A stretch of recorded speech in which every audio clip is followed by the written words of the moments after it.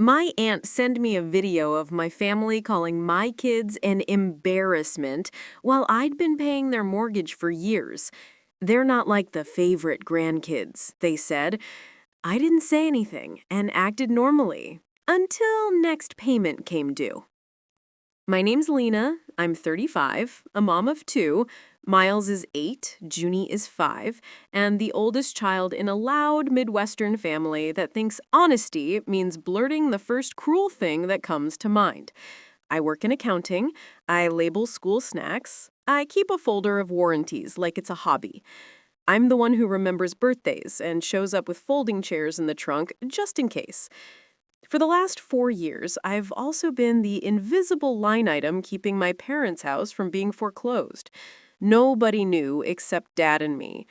I wired the payment on the 1st. They sent heart emojis in the group chat on the 2nd, like that made us square. I told myself it was temporary. I told myself that when the market settled, when Mom's hours came back, when my brother got promoted, pick a lie, I'd step back.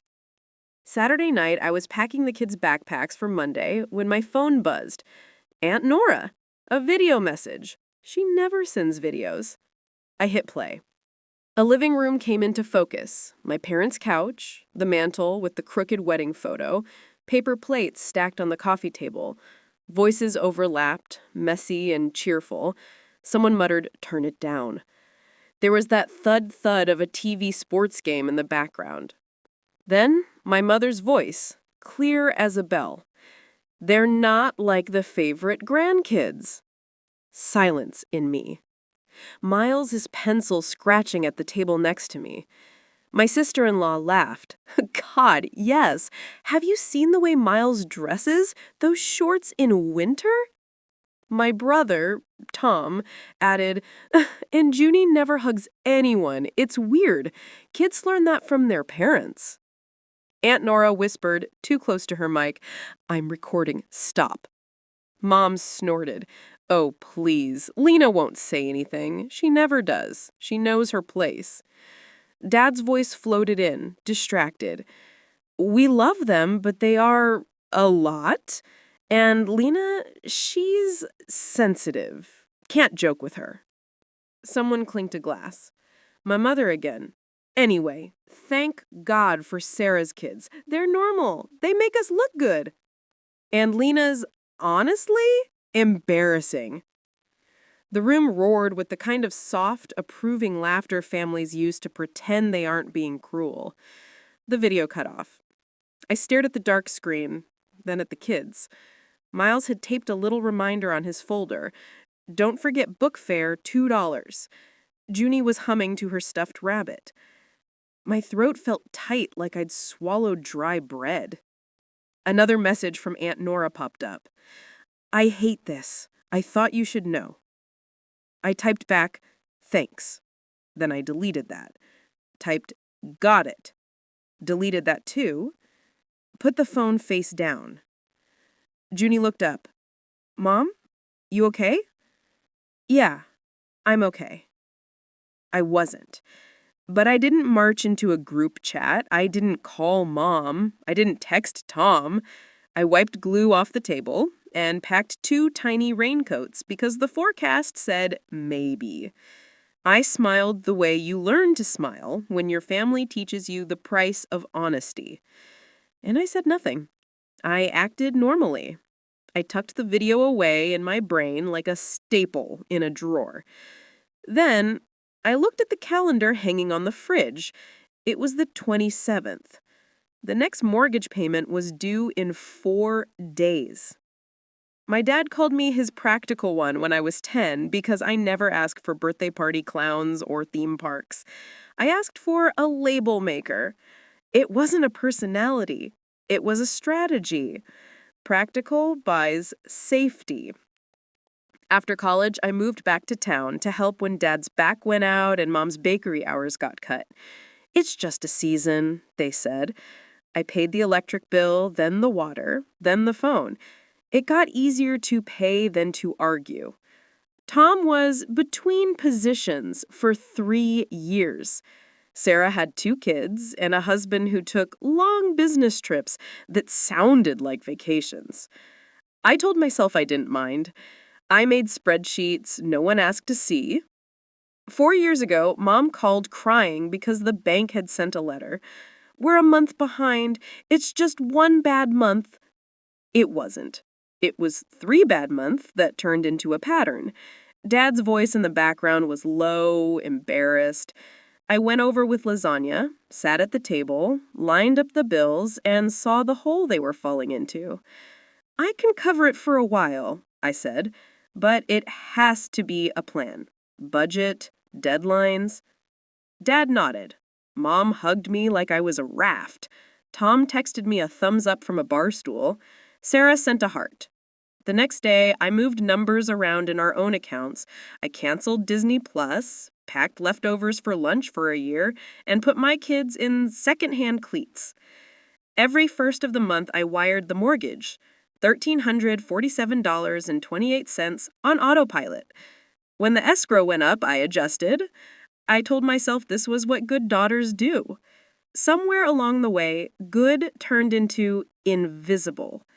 The more I did, the less anyone saw. Holidays got weird. Sarah's kids got big, shiny gifts from Nana and Pop. Mine got coloring books from all of us. Tom borrowed my car so often, I started keeping the extra key in my bra. When I asked him to put gas in it, he laughed. You always ruin the vibe. Mom started using words like owed, little slips.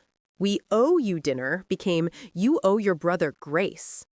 When I asked her to please stop giving my phone number to her friends who wanted quick, free tax advice, she said, don't be selfish.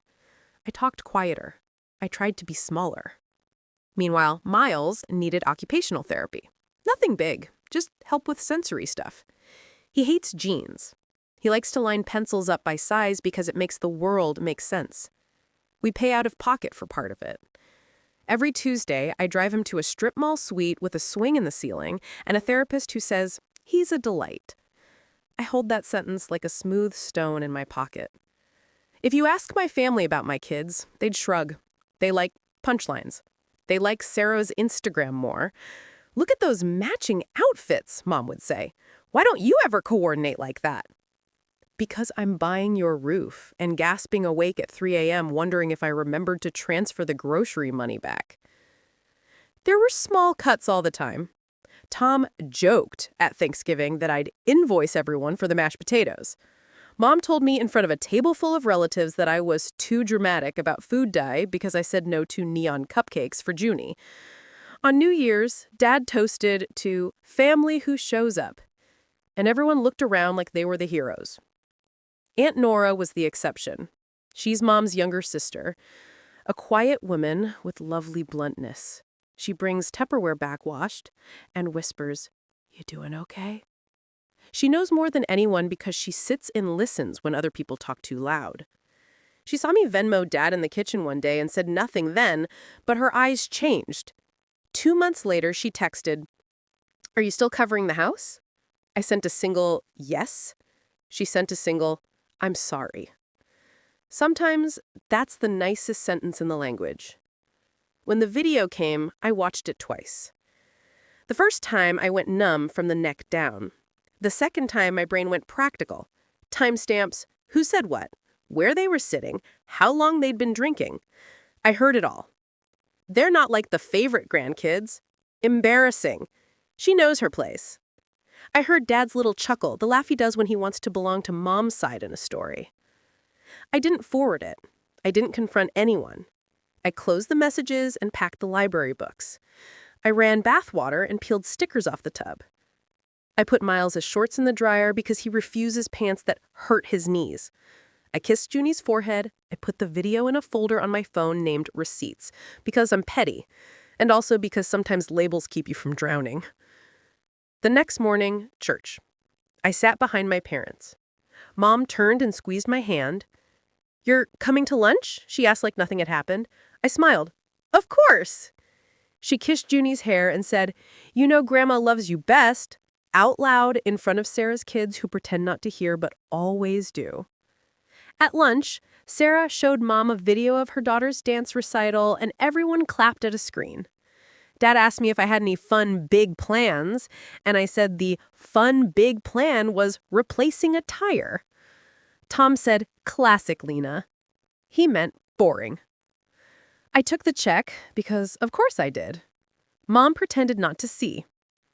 On the drive home, Miles asked why Nana called him a lot. I said, "Sometimes grown-ups don't use good words." He said, "I like shorts." I said, "Me too." I kept my voice steady and my foot light on the brake, because the thing about anger is it likes to crash into poles if you let it. That night, I looked at the kitchen calendar again. 4 days to the 1st. My fingers hovered over the banking app.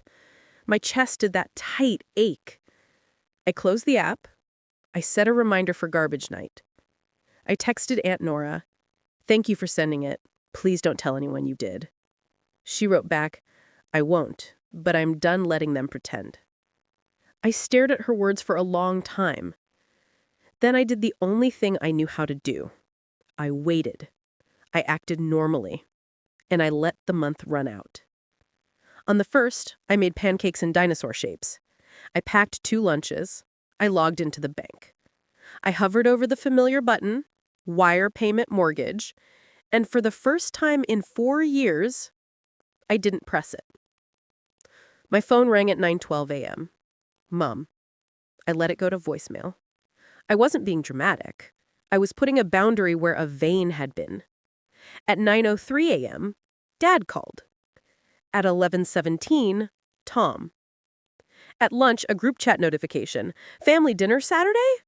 Sarah sent a photo of cupcakes. I sent a thumbs up. I was normal, remember? At 4:40 p.m., Mom texted, "Bank called about a hiccup. Did your transfer fail?" I typed, "Oh?" She replied, "Probably just a glitch. Can you fix it tonight?" I stared at those words. 4 years of my money was a glitch? At 6:02 p.m., I called a family meeting on my turf. "Come by after dinner," I said. "I've got something to show you." They arrived with noise. Tom with his smirk, Sarah with her camera-ready smile, Mom with a Tupperware of brownies like hospitality could bribe gravity. Dad avoided my eyes. I set my laptop on the dining table. I pulled up a neat folder. Mortgage. Payments. 48 months. Receipts. Confirmation numbers. Dates. $67,126.91 in total. Then another folder. Cash apps, utilities, repairs, the new water heater, the roof patch, Christmas from Nana and Pop, gas money for Tom because his card was acting up. I didn't raise my voice. I clicked. I let silence do the work. Finally, I played Aunt Nora's video. No one breathed for the length of it. It finished. I clicked it again. It played again. Mom's face drained. "Nora recorded in my house?" I looked at her. "That's what you heard?" Tom laughed once too loud. "So you're spying now. That's creepy, Lena." I held my breath between my teeth and let it go slow. "Starting today, I am done paying your mortgage. I am done paying your bills. I am done being your silent budget line. I'm not your bank. I'm your daughter." Mom's mouth opened. "You can't do this to us." I met her eyes. "You did this to me and to my kids." The first volley landed that night. Group chat blow up. A classic. Mom, "After all we've done for you, this is how you treat us?" Tom, "Wow, cold." Sarah, "Maybe we can talk about tone." Dad, "Let's be reasonable." I muted the thread and washed dishes. It felt almost cinematic to scrub brownie crust of a pan while being called ungrateful in bubbles that popped and repopulated. At 8:22 p.m., Aunt Nora texted, "You okay?" I answered with the truth, shaking, but steady. Day 2, the bank called them again. Mom left me a voicemail with that brittle, bright voice she uses for customer service disputes. "Honey, just send it. We'll pay you back next month." Next month, the old fairy tale. I wrote back, I won't be resuming payments. She called instantly. This is financial abuse, she said. I almost dropped the phone. You called me what? You heard me, she snapped. You've held this over us to feel powerful. I laughed, one hard bark. I held your roof up, not a sword. She hung up. I spent the rest of the week doing normal life at a volume I could stand. Work, school pickups, a cheap dinner where the waitress called Junie honeybee and I almost cried over a basket of fries. I moved the money that would have gone to the mortgage into a separate savings account labeled Kids. I booked Miles 2 extra OT sessions because progress isn't a luxury. I replaced the cracked screen on my phone. I bought socks that match. On Friday, Dad showed up on my porch alone. He looked older. Shoulders caved in like bad posture became a diagnosis. He sat at my table and folded his hands. Your mother is upset, I heard. He glanced at the dishwasher cycling behind me like it was going to testify. You know your brother's had a rough time. Your mother wants to keep the peace. Dad, I said, do you think my kids are an embarrassment? He flinched, hurt flashing across his face like a match. Of course not. Then say it to Mom, to the room where it counts. He stared at his hands. You know how she gets. I waited. He didn't look up. Something inside me loosened and then hardened in layers. Sadness first, then resolve. Here are 3 numbers for housing counselors, I said, sliding a paper across the table. They're free. They'll help you talk to the bank. I will watch your dog while you meet them. I will not pay your mortgage. He looked at the paper like it was a foreign alphabet. Your mother's going to make this ugly. She already did. Dad stood.